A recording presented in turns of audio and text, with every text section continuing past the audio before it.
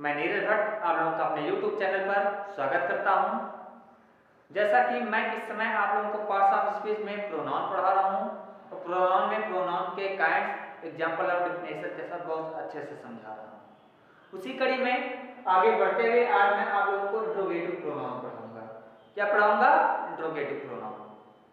उम्मीद करता हूं कि आप लोगों को ये वीडियो और मेरे द्वारा पढ़ाया गया प्रोनाउन जो है अच्छे से समझ में आ रहा होगा और आएगा भी। यदि आप लोगों को कैसा लग रहा है वीडियो, इसको कमेंट करके कमेंट सेक्शन में जरूर बताएं। तथा यदि आप लोगों ने चैनल को सब्सक्राइब नहीं किया है तो चैनल को जरूर सब्सक्राइब करते हैं, जिससे कि इसके आने वाले नोटिफिकेशन आप लोगों को मिलते रहें और आप लोगों की पढ़ाई जो है कंटिन्यू जारी रहे।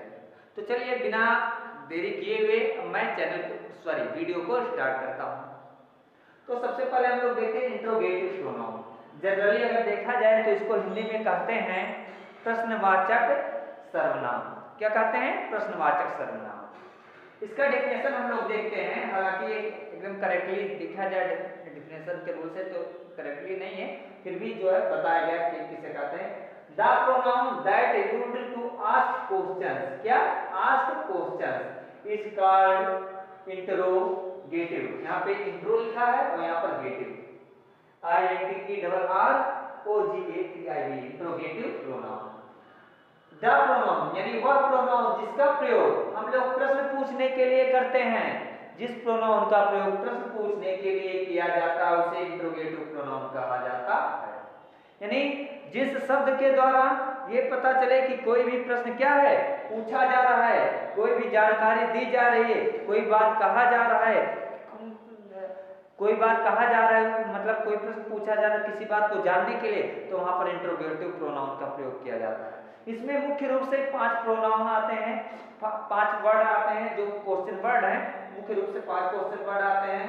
वो है WHO who, WHOSE whose, WHOM whom, WHICH which and the last one is WHAT what।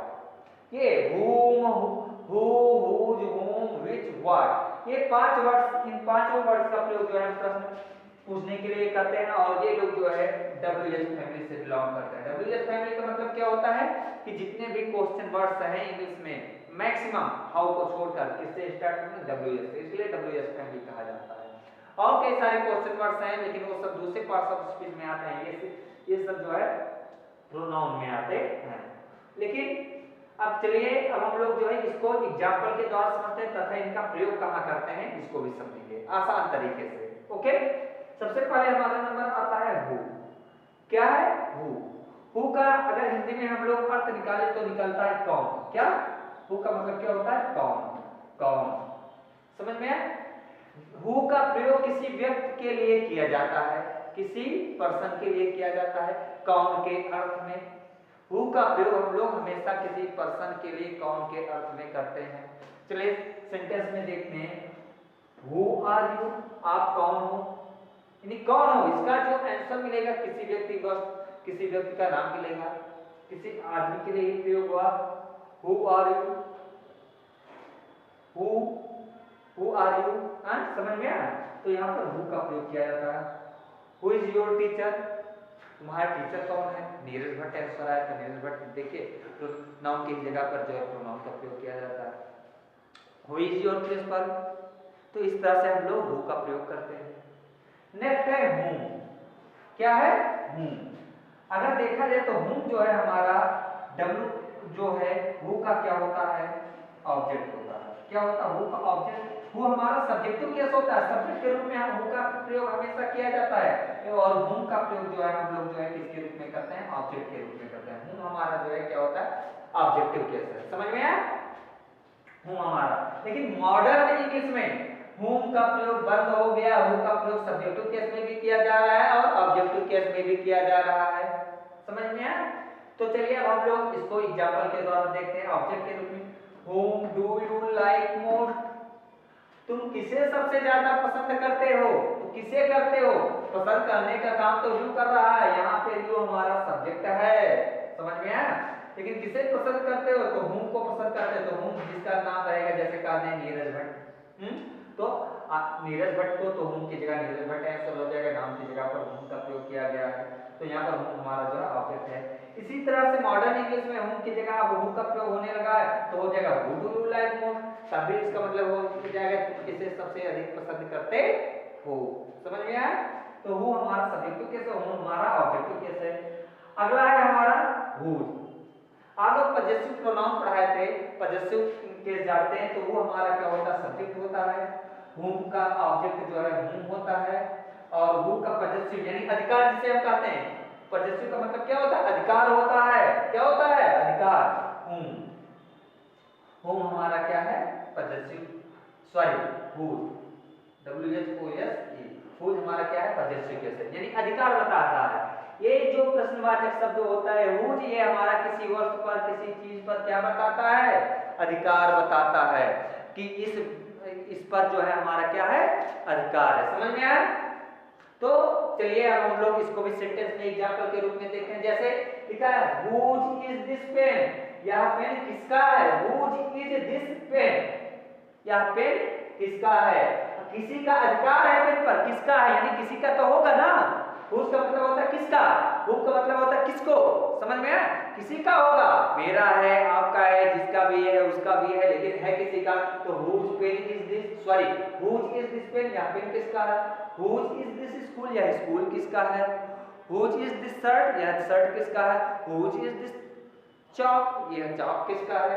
तो इस तरह से हम लोग जो है हुज का प्रयोग जो है क्या करते हैं, पजेसिव अधिकार के को दिखाने के लिए करते हैं प्रश्नवाचक सेंटेंस में। ओके, नेक्स्ट है जो हमारा है विच है, क्या है, विच, विच प्रोनाउन आता है। विच का प्रयोग हम लोग कहां करते हैं, विच का अर्थ अगर देखा जाए तो इसका विच है कौन सा या किसको इस तरह के अर्थ से लिया जाता है, किसके इस तरह के प्रयोग के आधार पे जो है सेंटेंस में इसका प्रयोग किया जाता है। तो ये जनरली क्या होता है, नॉन लिविंग थिंग्स के लिए क्या है, कुछ चीजों में तो जो है लिविंग थिंग के लिए भी किया जाता है, लेकिन मैक्सिमम नॉन लिविंग थिंग्स के लिए विच का प्रयोग किया जाता है। मैक्सिमम किसके लिए किया जाता है, नॉन लिविंग थिंग्स के लिए विच का प्रयोग किया जाता है, वो भी ऑप्शन के लिए कि आपके पास कई चीजें, उनमें से कौन सा चीज आपका है, कौन सा आपका है, तो इसके लिए ऑप्शन शो करने के लिए जो है किसी चीज को चूज करने के लिए हम विच का प्रयोग करते हैं।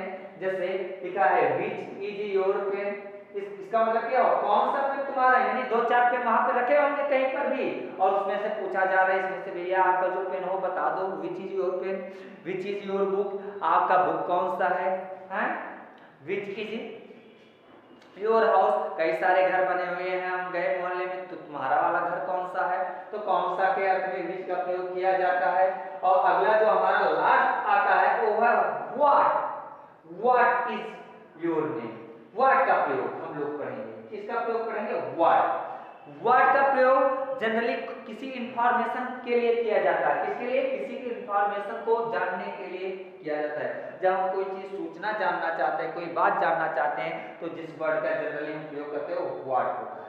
जैसे व्हाट इज योर नेम, हमें किसी का नाम पता नहीं है, तो व्हाट का, ये सूचना जानना है कि तुम्हारा नाम क्या है, तो व्हाट का प्रयोग ऐसे जगह पर किया जाता है, what is your name, what is your father, तुम्हारे पिताजी क्या हैं, व्हाट इज योर रेपुटेशन, तुम्हारा वैल्यू क्या है, रेपुटेशन क्या है, समझ में आया, व्हाट इज योर क्वालिफिकेशन, आपका क्वालिफिकेशन क्या है।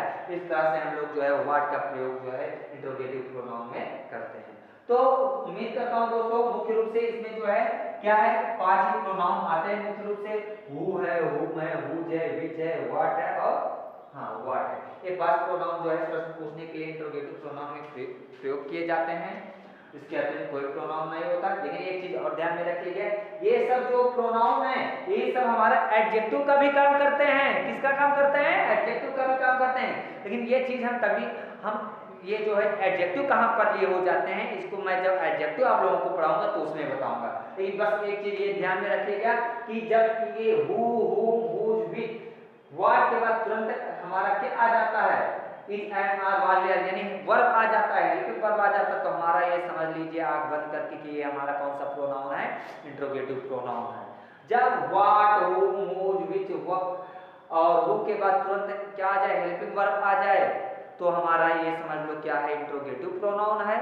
अगर इनके बाद जो है कोई नाउन आ जाता है तो क्या हो जाता है, हमारा एडजेक्टिव हो जाता है। लेकिन एडजेक्टिव नहीं, बस आप ये जानो, देख लीजिए कि हु के बाद आर आ गया, हु के बाद डू आ गया है, हु के बाद इज आ गया, विच के बाद इज आया है, व्हाट के बाद इज आ गया है, तो ये हेल्पिंग वर्ब है, इसलिए जो हमारा ये सब क्या है, इंट्रोगेटिव प्रोनाउन है। इस तरह से एक चैप्टर जो है यहाँ पर जो है एक टॉपिक समाप्त होता है।